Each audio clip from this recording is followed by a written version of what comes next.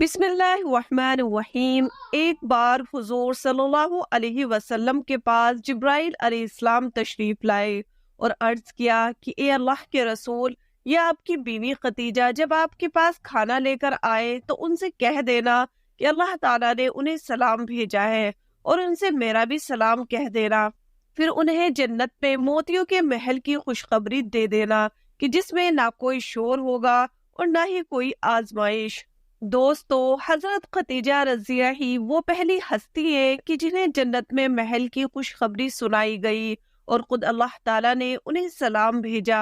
قرآن پاک میں سب سے پہلے آپ کو ہی ام المومنین کے لقب سے پکارا گیا، کیونکہ آپ ہی نے سب سے پہلے حضور صلی اللہ علیہ وسلم کے نبی ہونے کی تصدیق کی تھی۔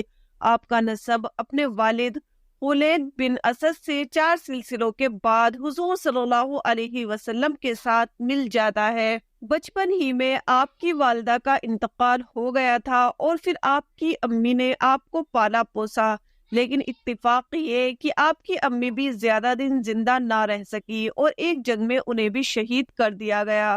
والد کی وفات کے بعد حضرت خدیجہ رضیہ نے اپنے والد کا تجارتی کام سنبھالا، اور پھر ایسی مہارت سے تجارت کی کہ پورے مکہ میں آپ سے زیادہ مالدار عورت اور کوئی نہیں تھی۔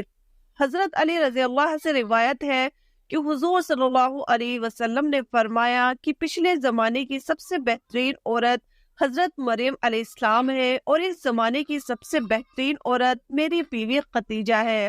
حضرت عبداللہ بن عباس رضیہ فرماتے ہیں کہ ایک بار حضور صلی اللہ علیہ وسلم نے زمین پر 4 لکیریں کھینچی اور فرمایا کہ کیا تم جانتے ہو کہ یہ کیا ہے؟ تو صحابہ اکرام نے جواب دیا کہ اللہ کے رسول زیادہ جانتے ہیں۔ تو آپ صلی اللہ علیہ وسلم نے فرمایا کہ یہ جنت کی بہترین عورتیں ہیں، کہ جن میں حضرت خدیجہ بنت خولید، حضرت فاطمہ بنت محمد صلی اللہ علیہ وسلم، اور حضرت آسیہ بنت مزاحم اور حضرت مریم بنت عمران ہے۔ حضور صلی اللہ علیہ وسلم سے نکاح سے پہلے حضرت خدیجہ رضی اللہ عنہ کا شمار مکہ کے بڑے مالداروں میں ہوتا تھا، کیونکہ آپ کے پاس تجارت کے لیے پورے 8000 اونٹ تھے۔ انہی اونٹوں پر حضرت خدیجہ رضی اللہ عنہ کا سامان شام اور یمن جیسے بڑے علاقوں میں جایا کرتا تھا۔ اس تجارت سے حضرت خدیجہ رضی اللہ عنہ کو بہت نفع ہوتا۔ آپ کا کردار اتنا صاف تھا کہ مکہ والے آپ کے کردار کی قسمیں کھایا کرتے تھے، اور اسی وجہ سے آپ کو طاہرہ کے لقب سے بھی پکارا جاتا تھا۔ پھر جب انہیں حضور صلی اللہ علیہ وسلم کے بارے میں معلوم ہوا کہ آپ بہت ایماندار اور محنتی ہیں، تو حضرت خدیجہ رضی اللہ عنہ نے آپ کو پیغام بھیجا کہ آپ میرے پاس آ کر تجارتی قافلوں کی دیکھ بھال کرے۔ حضور صلی اللہ علیہ وسلم اس کام کے لیے راضی ہو گئے۔ حضرت خدیجہ رضی اللہ عنہ نے حضور صلی اللہ علیہ وسلم کو اپنے تجارتی کاروبار میں شریک کر لیا، اور کئی بار اپنا سامان تجارت دے کر باہر ملک بھی بھیجا۔ حضرت خدیجہ رضی اللہ عنہ آپ صلی اللہ علیہ وسلم کی ایمانداری پہ سچائی سے اتنی زیادہ متاثر ہوئی کہ حضور صلی اللہ علیہ وسلم کو شادی کا پیغام بھیج دیا، جس کو حضور صلی اللہ علیہ وسلم نے اپنے بڑوں کے مشورے کے بعد قبول فرما لیا۔ حضرت خدیجہ رضی اللہ عنہ سے شادی کے بعد حضور صلی اللہ علیہ وسلم کو اپنے مقصد کے لیے زبردست مدد ملی۔ وہ ایک ایسا زمانہ تھا کہ جس میں ایک آدمی کی کئی بیویاں ہوا کرتی تھی، لیکن حضور صلی اللہ علیہ وسلم کی زندگی میں جب تک حضرت خدیجہ رضی اللہ عنہ زندہ رہی، آپ نے دوسری شادی نہیں کی۔ پھر جب آپ صلی اللہ علیہ وسلم نے تبلیغ کا کام شروع کیا تو آپ کو لوگوں کی زبردست مخالفت کا سامنا کرنا پڑا۔ اس موقع پر جس طرح حضرت خدیجہ رضی اللہ عنہ نے آپ کی ہمت بڑھائی، تو تاریخ میں ویسی مثالیں ملنا مشکل ہے۔ 10 سال تک حضرت خدیجہ رضی اللہ عنہ نے اپنے خاندانی تعلقات اور اپنی دولت کے ذریعے اپنے شوہر حضور صلی اللہ علیہ وسلم کی بھرپور مدد کی۔ حضرت عائشہ رضی اللہ عنہ بیان فرماتی ہیں کہ حضور صلی اللہ علیہ وسلم جب کبھی بھی حضرت خدیجہ کا ذکر فرماتے تو ان کی بہت زیادہ تعریف کرتے۔ ایک دن مجھے غصہ آ گیا کہ آپ صلی اللہ علیہ وسلم ہر وقت خدیجہ ہی کی تعریفیں کیا کرتے ہیں، تو میں نے غصے میں کہہ دیا کہ آپ تو ہر وقت خدیجہ ہی کو یاد کیا کرتے ہیں، جبکہ اللہ نے آپ کو ان سے بہتر بیویاں دی ہیں۔ حضور صلی اللہ علیہ وسلم نے فرمایا کہ میری خدیجہ تو ایسی تھی کہ وہ مجھ پر اس وقت ایمان لائی جب لوگ میرا انکار کر رہے تھے، اور اس نے تب میری تصدیق کی جب لوگ مجھے جھٹلا رہے تھے، اور اپنے مال سے اس وقت میری مدد کی جب لوگ مجھے محروم کر رہے تھے۔ ہجرت سے 3 سال پہلے 10ویں رمضان المبارک کو حضرت خدیجہ رضی اللہ عنہ کی وفات ہو گئی۔